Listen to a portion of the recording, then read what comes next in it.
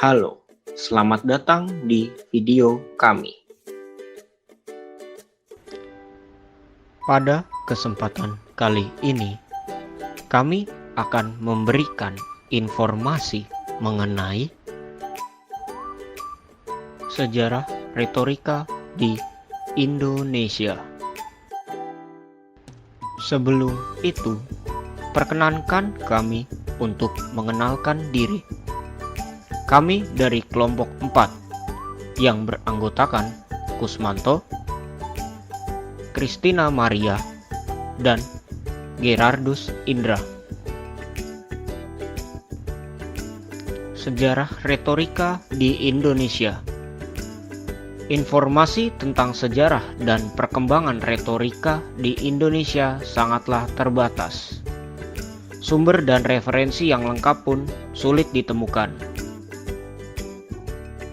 Mari mengenal apa itu retorika. Retorika dalam bahasa Inggris retorik bersumber dari bahasa Latin retorika yang berarti ilmu bicara. Glenn Brooks dan Robert Penn Warren menyatakan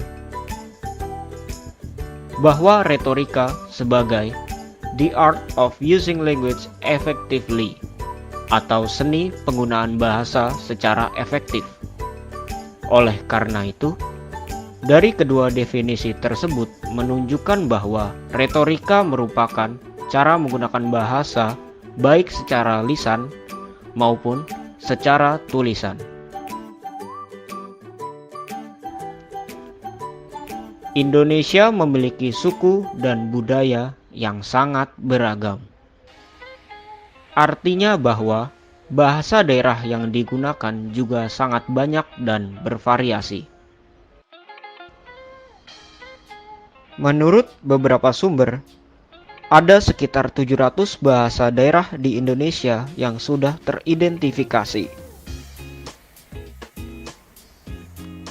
Dapat disimpulkan bahwa sejak zaman dulu, seni berbicara sudah diterapkan, namun dalam bahasa daerah yang berbeda-beda. Kegiatan bertutur pada masa itu sering diterapkan saat upacara adat, misalnya meminang, pernikahan, kelahiran, dan kematian.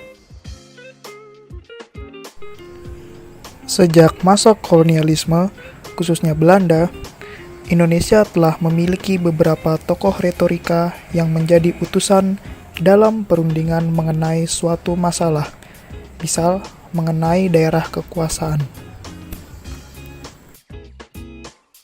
Tapi pada masa sebelum abad ke-20, tokoh nasional Indonesia belum banyak yang menggunakan seni berbicara. Alasannya adalah karena pada masa itu perjuangan melawan penjajah masih dilakukan secara fisik dan belum banyak kaum terpelajar di Indonesia. Politik etis atau politik balas budi adalah suatu pemikiran yang menyatakan bahwa pemerintah kolonial Belanda memegang utang tanggung jawab moral bagi kesejahteraan rakyat Nusantara. Politik etis sendiri mencakup 3 bidang, yaitu irigasi atau pengairan, emigrasi atau perpindahan penduduk, dan edukasi.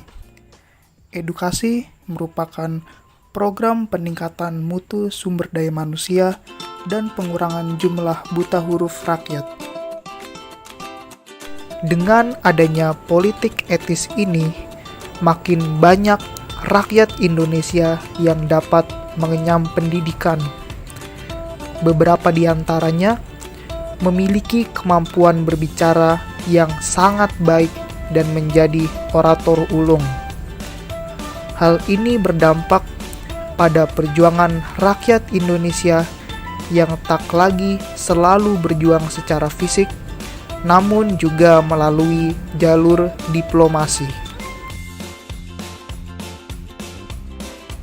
Beberapa tokoh Indonesia yang ahli dalam seni berbicara. Haji Agus Salim. Haji Agus Salim berasal dari Sumatera Barat. Ia adalah seorang penerjemah, penyair, sastrawan, diplomat, filsuf, dan ulama.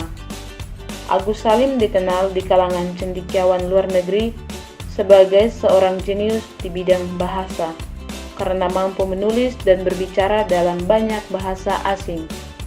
Ia pernah menjabat sebagai Menteri Luar Negeri RI dan pada tahun 1950 sampai akhir hayat dipercaya sebagai penasehat Menteri Luar Negeri.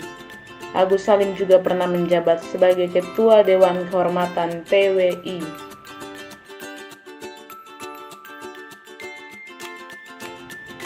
Insinyur Soekarno. Insinyur Soekarno adalah bapak proklamator Indonesia bersama Muhammad Hatta. Soekarno sejak kecil telah membaca sangat banyak buku, sehingga ia memiliki pengetahuan yang luas dan pandai dalam menyusun kalimat.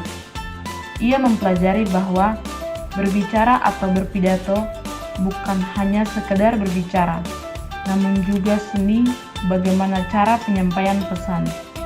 Insinyur Soekarno adalah ahli pidato bangsa Indonesia. Beliau bisa membuat pendengarnya terpengaruh dan mengikuti apa yang ia sampaikan. Salah satu pidato yang terkenal berjudul Nawakarsa. Bung Tomo. Suetomo atau yang lebih dikenal dengan sebutan Bung Tomo adalah seorang orator ulung yang dikenal dengan ketajaman kata-katanya. Bung Tomo awalnya berprofesi sebagai wartawan. Sebelum menjadi wartawan, ia sudah rajin mengirimkan tulisan ke Soeara Oem-Moem di Surabaya. Sebagian besar tulisan Bung Tomo yang terbit berisikan propaganda untuk melawan kolonialisme Belanda. Pahlawan asal Surabaya ini membangkitkan semangat rakyat Surabaya yang diserang habis-habisan oleh tentara sekutu lewat seruan-seruannya dalam siaran radio yang berapi-api. Beberapa tokoh penggerak kemerdekaan bangsa Indonesia seperti Haji Agus Salim, Bung Tomo, dan Soekarno secara tidak langsung maupun secara langsung mereka sudah berperan aktif dalam sejarah perkembangan ilmu retorika di Indonesia. Hal itu dapat dilihat melalui karya dan aksi nyata dalam semangat memperjuangkan dan mempertahankan kemerdekaan bangsa Indonesia.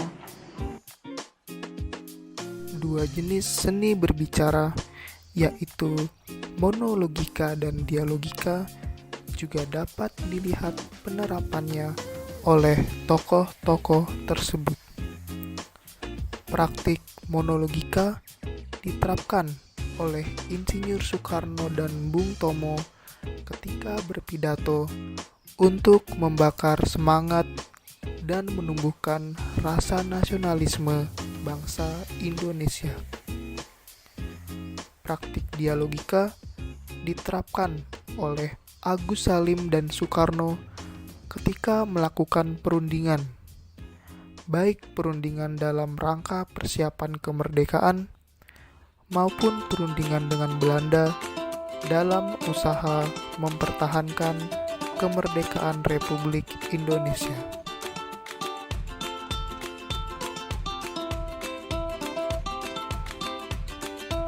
Jadi kesimpulannya, seni retorika di Indonesia sudah dimulai sejak zaman dulu dalam bentuk bahasa daerah yang dipakai pada saat upacara adat. Retorika di Indonesia makin berkembang dengan diterapkannya politik etis di Indonesia pada masa kolonial Belanda. Sejak saat itu, perjuangan bangsa Indonesia juga dilakukan lewat jalur diplomasi dan menghasilkan banyak tokoh yang ahli dalam berbicara hingga saat ini. Sekian penjelasan dari kelompok kami. Semoga informasi yang telah kami sampaikan dapat berguna.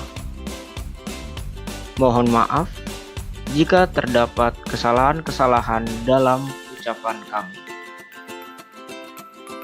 Sampai bertemu di kesempatan lainnya. Di akhir kata, kami mengucapkan terima kasih.